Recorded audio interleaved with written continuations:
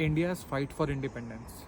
India की पहली लड़ाई आज़ादी के लिए वॉज इन 1857। 1857 में पहली लड़ाई हुई थी इंडिया की आज़ादी के लिए। इंडिया ब्रिटिशर्स से लड़े थे, जो कि 2 साल तक लड़ाई चली थी, 59 तक, बट हमको कामयाबी नहीं प्राप्त हुई थी इसमें।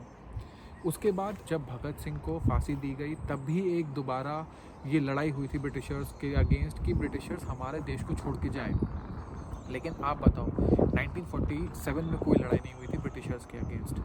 तो उन्होंने हमारा देश इसलिए छोड़ा था क्योंकि उनके पास पैसे नहीं थे, रिसोर्सेज नहीं थे। तो हमें जो एक्चुअल फ्रीडम मिलनी चाहिए थी शायद 15 साल पहले, वो 15 साल बाद मिली। और क्यों मिली? कुछ ऐसे नेताओं की वजह से जिनको अपने पर्सनल ईगो और पर्सनल गेन ज़्यादा बड़े थे।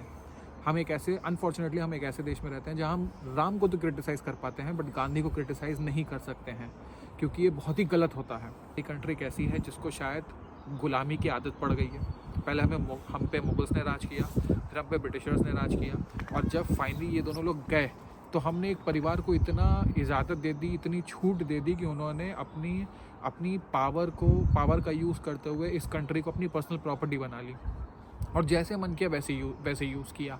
आप सभी को पता है कितने सारे स्कैम्स हुए। मैं ये नहीं कह रहा कि इन्होंने कुछ अच्छा काम ही नहीं किया कंट्री के लिए, बहुत सारे अच्छे काम हुए, बट अगर आप ये देखो कि किसी कंट्री के लिए 100 अच्छे काम हुए हैं और उसमें से 40 काम सिर्फ अपने पर्सनल गेन के लिए हैं या 60 काम सिर्फ अपने पर्सनल गेन के लिए हैं, तो एक्चुअली कंट्री का डेवलपमेंट नहीं हुआ है। अगर आप एक ऐसे देश में रहना चाहते हो जहाँ पे एक परिवार आपको अपनी प्रजा समझ के चलाना चाहता है, तो आपकी मर्ज़ी है, बट क्योंकि हम एक डेमोक्रेटिक कंट्री में हैं, हमें परिवारवाद से बाहर निकलना पड़ेगा। हमें ये सोचना पड़ेगा कि देश के हित में क्या चीज़ें हैं। हम अपनी प्रेजेंट को और फ्यूचर के बारे में इतना सोचते हैं कि हम अपनी हिस्ट्री भूल जाते हैं।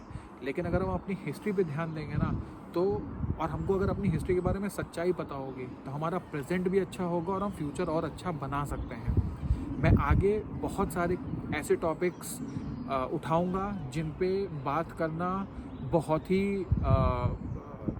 डिफ़िकल्ट होता है। लोग बात नहीं करना चाहते हैं उस टॉपिक पे, और लोगों को लगता है कि अगर इस टॉपिक पे बात करेंगे तो बहुत क्रिटिसिज्म मिलेगा। I am okay with that, I am happy with that. मैं क्रिटिसिज्म झेलने को तैयार हूँ, बट मैं असली जो सच है भारत का, मैं वो सामने लेके आऊँगा आप सबके बीच में। मैं ये भी बताऊँगा कि कैसे कुछ लीडर्स ने कितने स्कैम किए और कहाँ कहाँ पे इंडिया को दिक्कतें झेलनी पड़ी। जैसे जो पाकिस्तान ऑक्यूपाइड कश्मीर है, उसका नाम है पाकिस्तान ऑक्यूपाइड कश्मीर। मुझे नहीं पता आप सबको पता है कि नहीं पता है, बट पाकिस्तान उसको आज़ाद कश्मीर बोलता है। आज़ाद कश्मीर, उसका मतलब है कि उनका साइड का जो कश्मीर है वो आज़ाद है, और जो हमारे साइड का कश्मीर है वो अभी भी इंडिपेंडेंट नहीं हुआ है। तो आप सोचो कि क्यों हुआ वो? क्योंकि हम यूएन चले गए, हमने अपनी आर्मी टाइम पे नहीं भेजी। लेकिन मैं सब के बारे में बाकी बात की वीडियोस में ज़रूर कवर करूँगा, बट अभी के लिए आप ये सोचो कि क्या हमें अपने देश की हिस्ट्री का पता होना चाहिए, जिससे कि हम अपना प्रेजेंट डिसाइड कर सकें और अपना फ्यूचर डिसाइड कर सकें। वीडियो अच्छा लगा हो तो please do like the video.